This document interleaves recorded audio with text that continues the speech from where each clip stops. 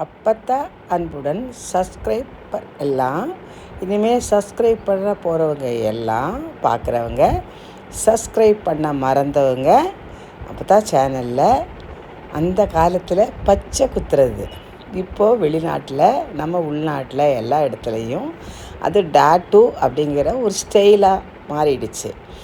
அதாவது காதலி கையில் காதல் கையில் அப்புறம் ரொம்ப அந்யோன்யமாக நண்பர்கள், அப்புறம் சகோதரியோட இது, அப்புறம் அண்ணனோட இது, அப்புறம் தாயார் அவங்களுக்கு எது பிடிக்குமோ, அதாவது பக்கத்தில் வேலை பார்க்குறவங்க அவங்க என்ன நமக்கு இஷ்டமோ மானசீகமாக நம்ம மனசுக்குள்ளே அவங்க வந்துட்ட மாதிரி ஒரு ஃபீலிங்.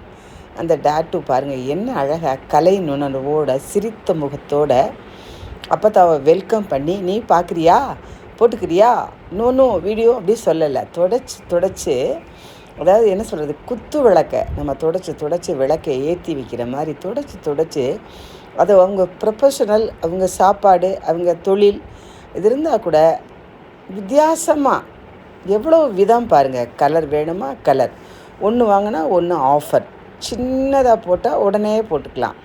அது மாதிரி ரொம்ப அழகாக கலராக கலரிங். இப்போ அப்படி நம்ம ஊரில் பட்டு புடவை நகை வாங்குகிற மாதிரி வெளிநாட்டில் டாட்டூ போடுறது அது ஒரு பெரிய கலை. நம்ம பிள்ளைங்க என்னென்னத்தையோ கற்றுக்கிட்டு வந்துட்டாங்க. ஆனால் அந்த டாட்டூ வலிக்கும் அப்படின்ட்டு பயந்துக்கிட்டு போடுறதில்ல. அப்போ தான் அவருக்கு சின்ன பிள்ளையிலே அந்த ஆசன் சென்னையில் பச்சை குத்திக்கணும்னு. அதே இப்போ பச்சை குத்திக்கிறவங்களாம் நம்ம நாட்டில் எங்கே, அவங்கெல்லாம் பெரிய பதவி வைக்கிறாங்க.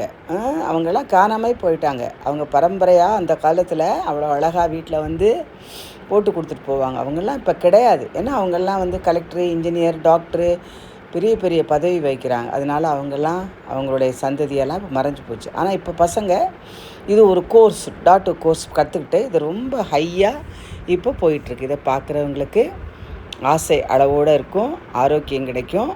எதிர்பார்ப்பு இல்லாமல் இருந்தால் அப்போ தான் அவருடைய வாழ்க்கை அனுபவம். எங்கேயுமே எதிர்பார்த்தீங்கன்னா ரொம்ப என்ன பண்ணுவாங்க, அவங்க சந்தோஷமாக இருப்பாங்க. அதோடைய வேதனையெல்லாம் நமக்கு தான் வரும். சந்தோஷமாக இருங்க. நம்மக்கிட்ட இல்லாததா மற்றவங்ககிட்டயே எதிர்பார்க்குறணும். மற்றவங்க நம்ம காலில் விழுகிற மாதிரி நம்ம நடந்துக்கணும். அடடா ஆத்தாடி அப்படிங்கிற மாதிரி.